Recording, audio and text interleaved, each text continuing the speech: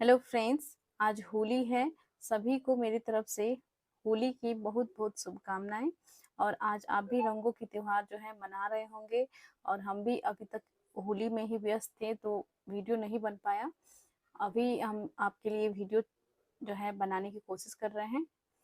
तो इस क्रम में जो है सभी के घर में जो है अच्छे अच्छे पकवान बने होंगे और साथ में जो है सब लोग एंजॉय कर रहे होंगे। होली को रंगों का त्योहार है और सब लोग जो है एंजॉय कर रहे होंगे।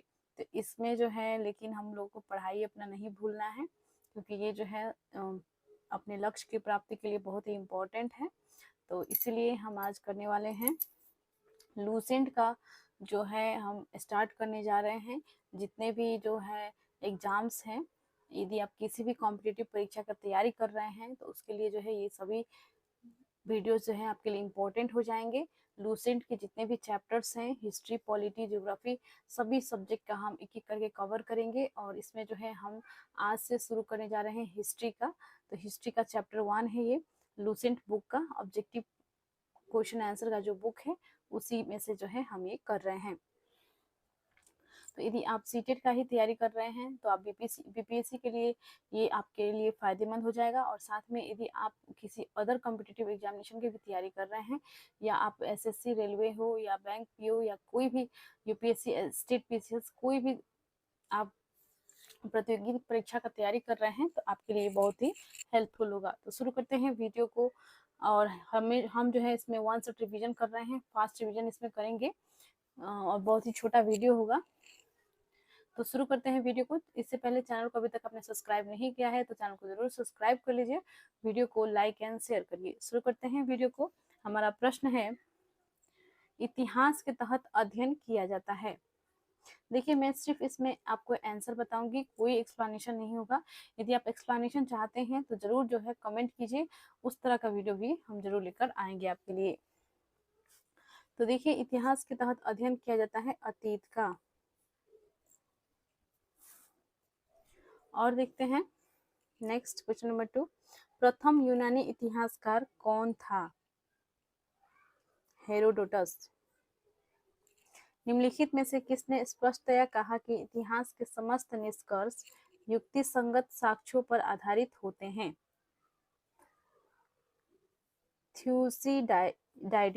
थ्यूसिडाइडिस ने कहा था। द हिस्ट्रीज के रचनाकार का नाम है हेरोडोटस। क्वेश्चन नंबर 5 है, इतिहास के पिता, द फादर ऑफ हिस्ट्री की पदवी सही अर्थों में निम्न में से किससे संबंधित है? हेरोडोटस। इन्हें जो है इतिहास का पिता कहा जाता है।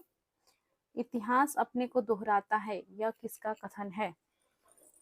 हीगेल। इतिहास अपने को दोहराता है, ये किसका कथन है? हीगेल। हम इतिहास से यह सीखते हैं कि आदमी इतिहास से कुछ भी नहीं सीखता, यह कथन किसका है? हीगेल। किसका कथन है? समस्त इतिहास वर्ग संघर्ष का इतिहास है। Karl Marx. निम्नलिखित में से कौन सा एक इतिहास के विषय में मार्क्स के दृष्टिकोण का संक्षिप्त वर्णन करता है? इतिहास शोषक और शोषित वर्गों के बीच संघर्ष का सिलसिला है। निम्नलिखित में से किसने द्वंद्वात्मक भौतिकवाद के सिद्धांत का प्रतिपादन किया? द्वंद्वात्मक भौतिकवाद के सिद्धांत को प्रतिपादन किया मार्क्स ने। कार्ल मार्क्स ने वर्ग संघर्ष की प्रक्रिया को निम्नलिखित में से किस सिद्धांत की मदद से समझाया है? द्वंद्वात्मक भौतिकवाद। इतिहास विगत की राजनीति है, यह किसका कथन है? सीले। क्वेश्चन नंबर 13 में मिलान करने के लिए दिया गया है। एक आपका है सूची 1 में लेखक दिए गए हैं, सूची 2 में इतिहास की परिभाषा दिए गए हैं। ओक्साट। सच यह है कि इतिहास में अतीत वर्तमान के साथ बदलता है। ट्रेवेलियन, इतिहास का महत्व वैज्ञानिक नहीं है। कलिंगवुड, संपूर्ण इतिहास विचारों का इतिहास है। ब्यूरी, इतिहास स्वतः मात्र एक विज्ञान है, इससे कम नहीं और इससे अधिक नहीं। करेक्ट हो जाएगा ऑप्शन ए। किस इतिहास दर्शन शास्त्री ने कहा था समस्त इतिहास समकालीन इतिहास है? Benedetto Croce. इतिहास अतीत एवं वर्तमान के बीच अंतहीन वार्ता है। E.H. कार। तिथियों के साथ प्रयुक्त होने वाला BC किसका संक्षिप्तचार है? किसका संक्षिप्तचार है? Before Christ, BC, before Christ. तिथियों के साथ प्रयुक्त होने वाला AD का पूर्ण रूप होता है AD एनो डोमिनी। वर्ष 50 ईसा पूर्व, वर्ष 50 ईसा पूर्व, वर्ष 150 ईसा पूर्व के बाद आता है। वर्ष 1015 ईस्वी किस शताब्दी में आता है? 11वीं शताब्दी ईस्वी में। क्वेश्चन नंबर 20 में मिलान करने के लिए दिया गया है।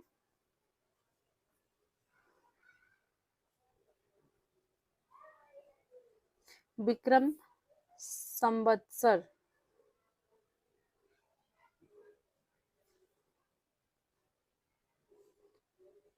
58 ईसा पूर्व, शक संवत्सर 78 ईस्वी, गुप्त संवत्सर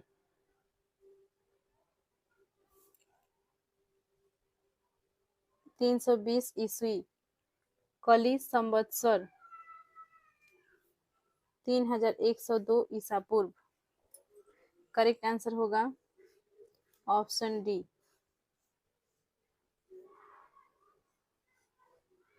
विक्रम संवत प्रारंभ हुआ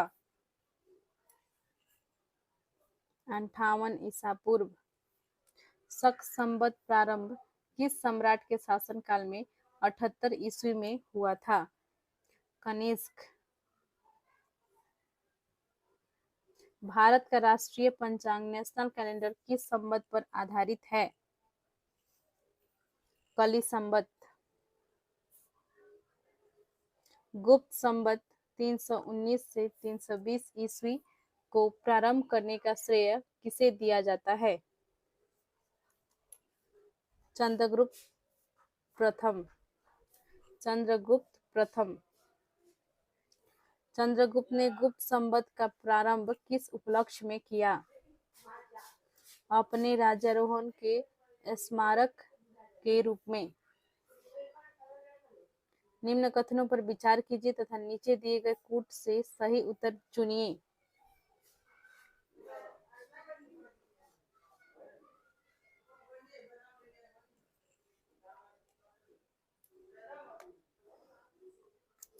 विक्रम संवत 1800 ईसा पूर्व से आरंभ हुआ, सही है।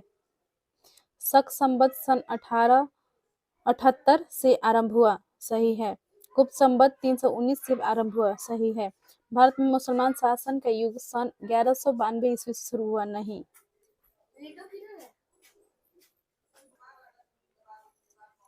1 2 3 सही है। आंसर सी होगा। हर्षवर्धन ने 606 ईस्वी में हर्ष संवत की स्थापना किस उपलक्ष्य में की थी? अपने राज्यारोहण के उपलक्ष्य में।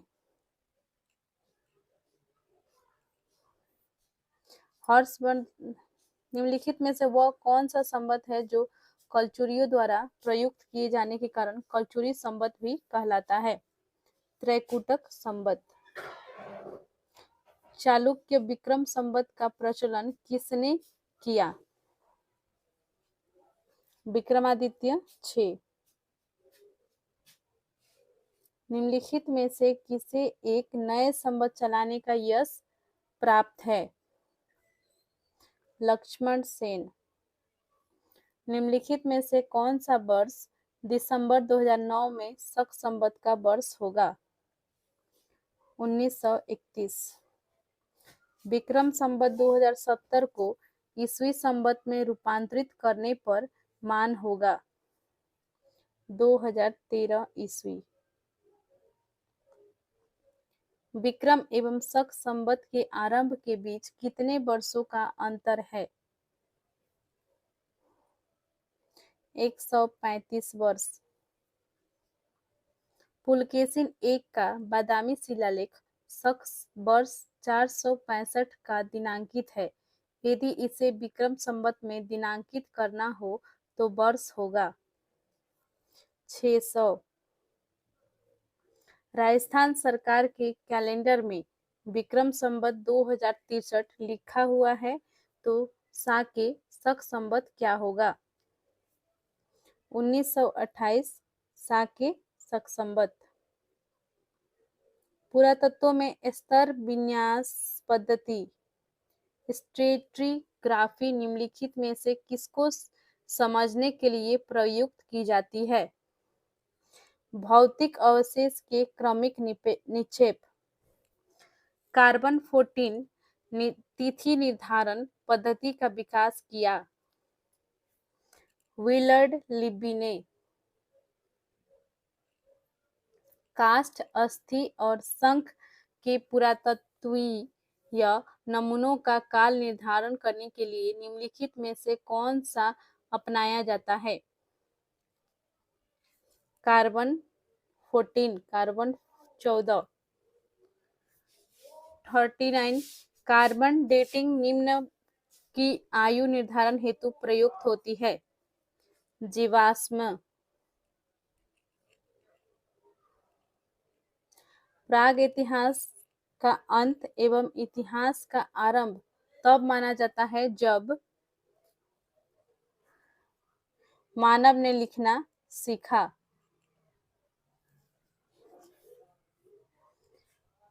41 भारत के संदर्भ में ऐतिहासिक काल हिस्टोरिक पीरियड का आरंभ कब से माना जाता है? 600 ईसा पूर्व से।